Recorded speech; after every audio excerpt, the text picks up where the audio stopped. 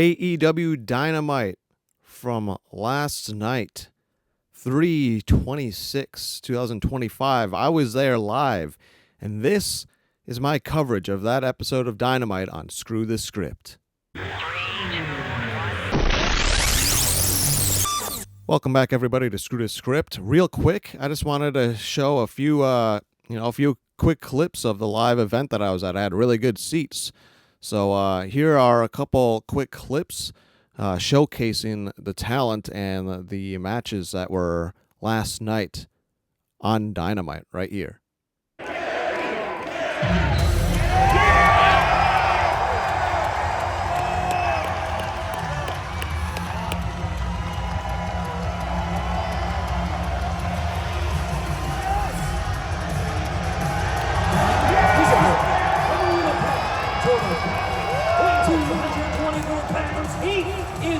AEW International Champion,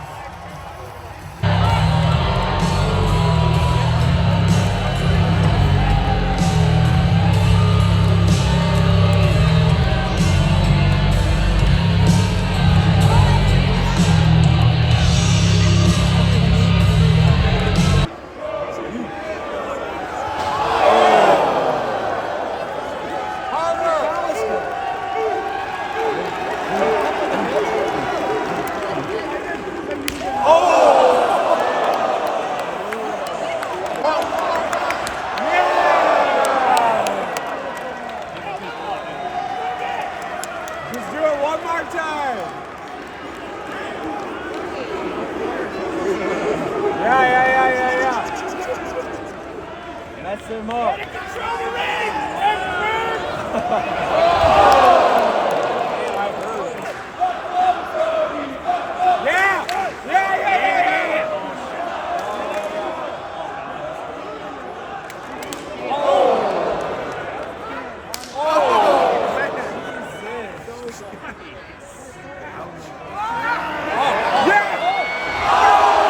I got this awesome Kenny Omega shirt while I was there last night.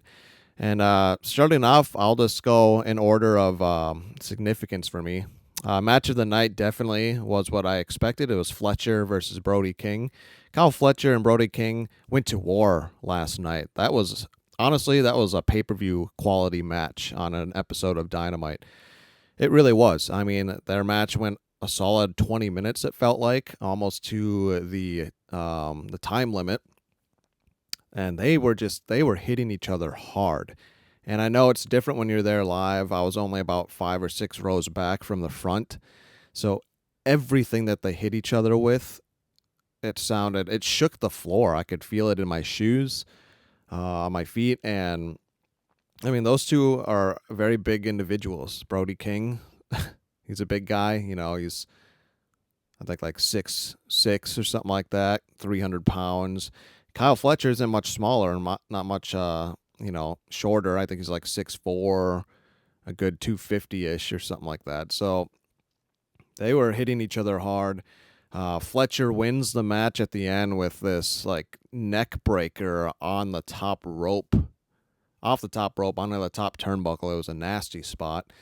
And they're really starting to push Fletcher. Yes, he lost that cage match to Ospreay back at Revolution, but you know, they're going right back into the pushing the Don Callis family, which I'll get into the next person from the Don Callis family that had a match last night. Takesha also had a match last night, also part of the Don Callis family. And we saw him also pick up a win against Briscoe, I believe. It was against Briscoe, and that was also a really good match. It wasn't as good as the Kyle Fletcher match, but it still showcased the two of them very well.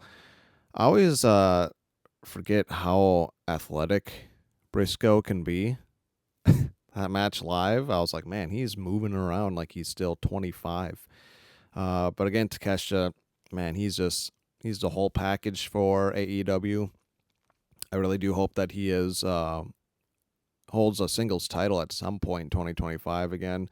Whether he moves up to the world heavyweight title, or maybe he just kind of moves a lateral move over to the TNT title and wins that at some point, and beats Garcia for it. I think he deserves a belt around his waist because he is money for AEW. We saw Kenny Omega kick off the show against Vanilla Baby, is his nickname.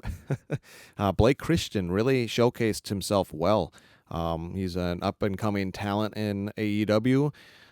He's had a lot of ROH matches. He was featured on a Dynamite or a Collision a little while back in like a tag match or something like that. I don't even think they ended up winning, but Kenny Omega was the perfect opponent to have him really showcase his skills that he's worked on. Omega made him look like a good upcoming competitor for AEW. Omega still obviously gets the win. We saw a great one-winged angel. And throughout this review, you'll be seeing photos up there, right up here, or split screen, because I have a lot to share. We had great spots, and yeah, seeing Kenny Omega live, obviously one of my all-time favorites. I have his shirt that I bought last night. Good win for him. Good first match as the new champ after defeating Takeshita at Revolution. I'm curious who he faces and defends after, because I don't think he's going to drop it immediately to either Speedball or Ricochet. So I'm curious where it goes going past that. And speaking of, we saw Mike Bailey come out, so that was a nice surprise because he wasn't announced for the card. So he comes out and confronts Omega, tells him, hey, like, I respect you, I admire you, but I'm coming for your title. I love Mike Bailey, so that was fun to see. Then we saw Ricochet in a little like video package. He's off getting married right now to Samantha. Not quite sure where they were, but he cut a pretty good heel promo as well called Speedball Cornball, which was could have been a little better than that for a diss. But nonetheless, I'm actually really looking forward to that match at Dynasty. I think it's going to be a fun 15-20 minute match between three very, very athletic competitors in AEW. We saw MJF come out and talk to MVP, and he wanted to join the Hurt Syndicate, but then we saw Bobby Lashley and Shelton. There was like, whoa, hold on, MVP. I'm surprised you're deciding to do this. We can't trust this guy.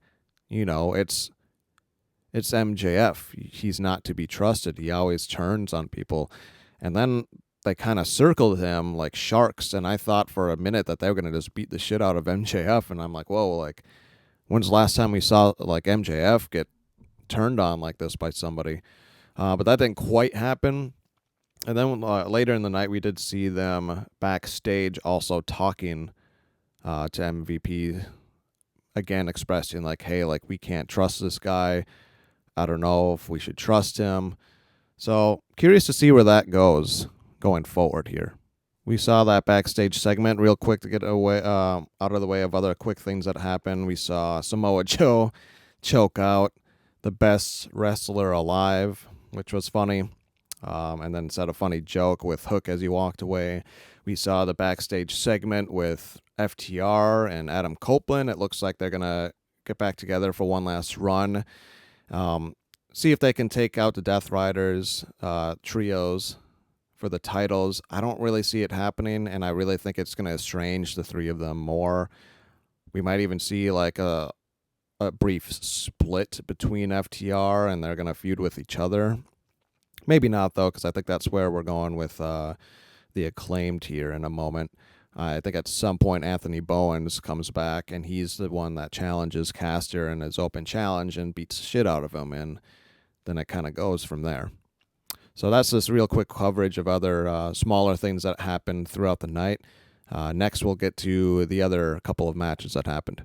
Will Hobbs and Mark Davis was a solid 10-minute match. Didn't need to be any longer than it was. I did like how it went from the first match into the next match because of the Don Callis family beaten down And then, oh, hey, here comes Will Hobbs out to save the day. And then immediately transitions into his match with Mark Davis. We saw Will Hobbs get the finish, get the win with that spine buster. His spine busters are so good. I think it's the best in AEW, probably the best just all across the board in pro wrestling right now. He has really mastered the craft of those spine busters. So he picks up a solid win against Mark Davis. And then we also saw the main event later on, which I wasn't expecting this to be the main event, but we had that women's tag match, which I'll talk about next. And her partner from Thessaloniki, Megan Payne.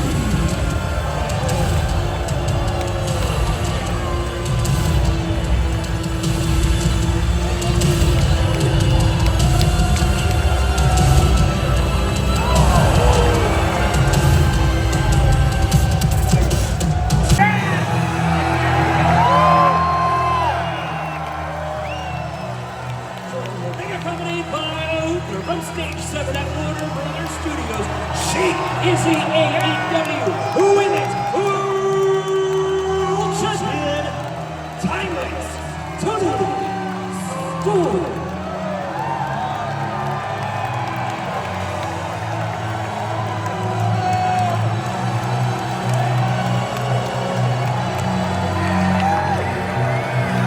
Tag team action tonight was the main event.